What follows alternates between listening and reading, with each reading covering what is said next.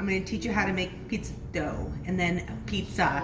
And I'm going to try grilling it. I haven't ever grilled pizza before, but I've heard it's amazing. So we're going to try that today.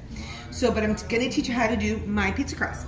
So you start with 2 cups of hot tap water.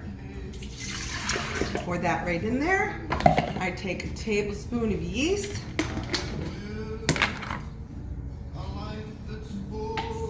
A tablespoon of garlic.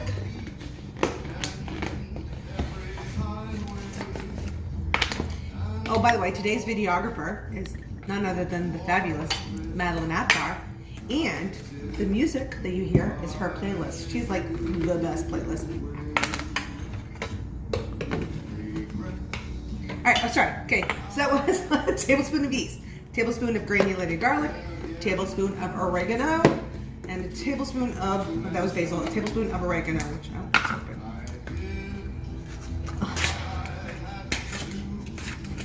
Okay. Then we put in a tablespoon of salt.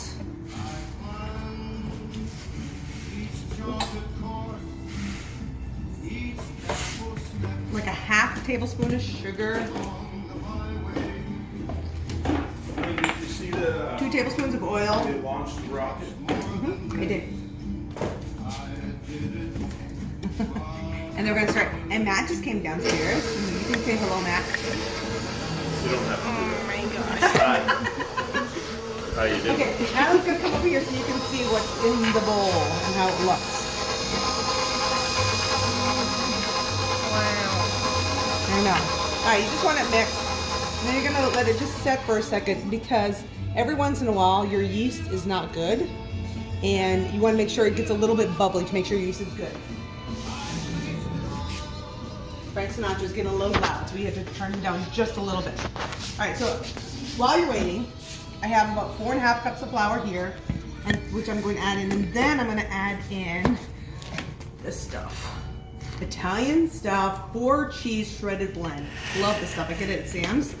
And it's like Parmesan and provolone and Asiago and Romano. So yummy. Alright. Madeline, why don't you come back over here? I want them to see that. She's loving the traveling. Alright. She's gonna look at the, you can see little bubbles starting to form, and that means that your yeast is active. The yeast will feed off the heat of the water and sugar. And that's how it starts to grow.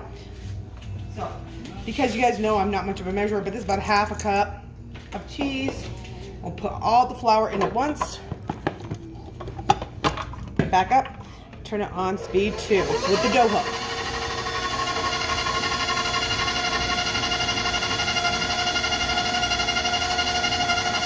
So you want to let this go until it's cleaning the sides of the bowl, and I'll show you what that looks like.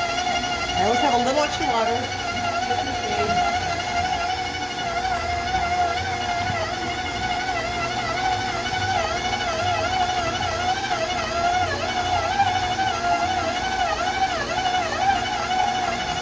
It's pretty dry. I might add a little water, but normally you have to wait just to make sure you don't add the water too soon. As you can see, it is cleaned the sides of the bowl. It is pretty dry, but I think I'm going to leave it.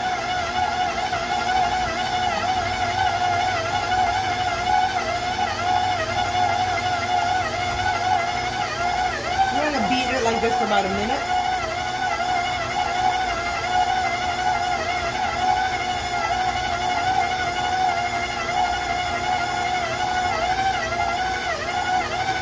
Going to be nice and smooth.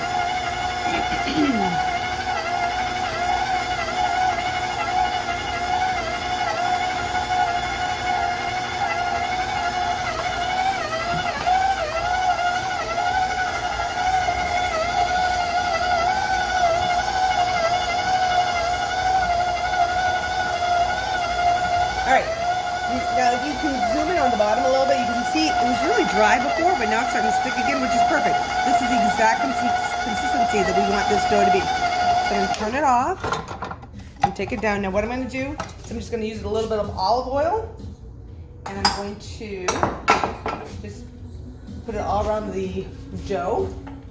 A little little dab. Right here. See, I got it right there. And what I want to do is I'm just gonna flip the dough all around, and that will help it not stick to the roll. Now we're gonna put a towel over it, and we're gonna let it rise for about an hour, and we'll be back. So as you can see, our dough has risen lovely. I'm going to make a little floured surface. I have all my toppings all ready to go on pizzas.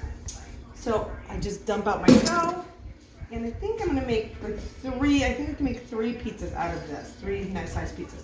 So I'm not gonna need it a lot, just a little bit. And then I'm gonna cut it into 3 different pieces. I wonder why my cabinets are all dirty all the time. All right, here 1, 2, 3. And make them into a little disc. I'm just gonna let them set for a moment.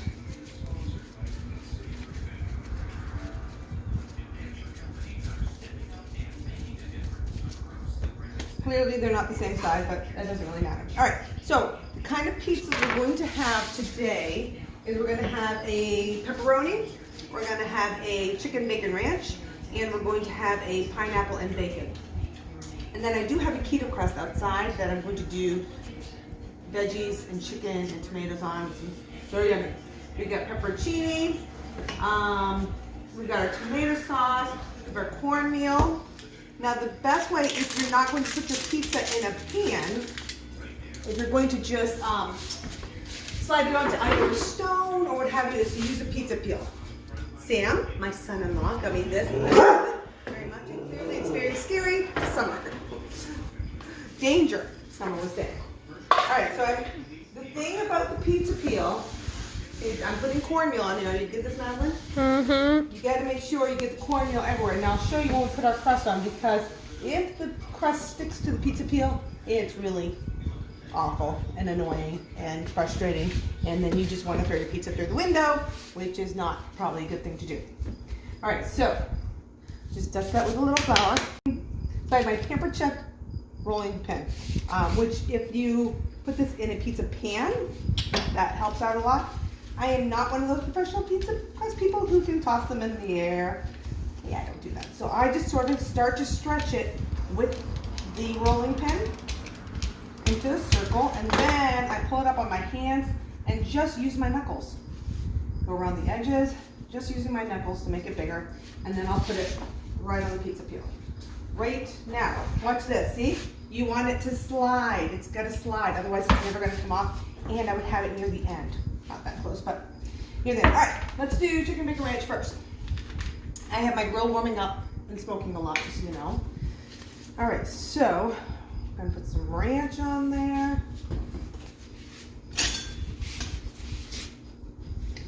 Something that my business partner, Sherry Ferns, when we had our catering business, taught me is that you don't put things in the middle, because that's where your triangle comes to a point when you cut it a pizza.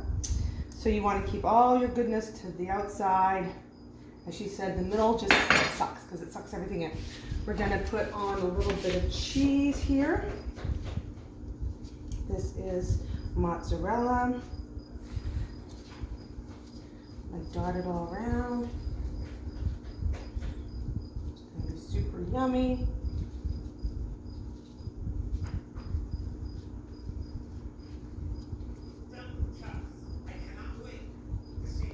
All right, then we have some bacon and some chicken we're gonna put on here.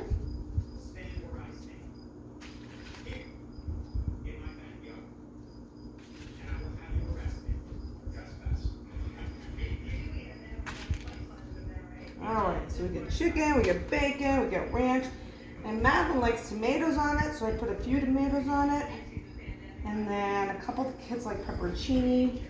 So I'll put a few pepperoncini all around. But you don't want to, you want to make sure it's not overloaded.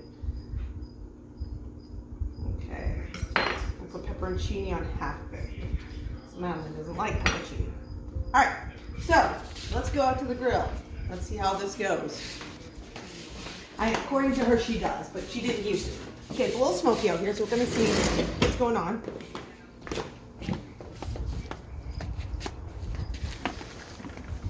Okay, super hot, so we want to turn that down some. We'll get some flames going on. All right, let's let it cool off for a second. Now we're gonna see, it's gonna slide. So we're gonna slide this right onto there and just peel it right off. Okay. Let's hope it comes out good. Madeline has her doubts. We'll show you the finished product in about 5 minutes. Okay, this is very exciting. Look at this. Look at that crust, and now maybe a little black on the bottom. We'll wait and see because it was a little hot. It looks pretty good. It does stick a little. Is it cooked all the way? Yep, it's cooked all the way.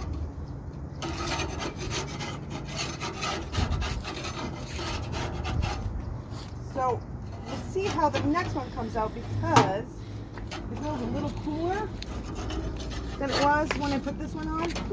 Okay, we're gonna slide right onto here. Looks so yummy, huh? All right, there's one done. Chicken bacon ranch, pepperoni's going on.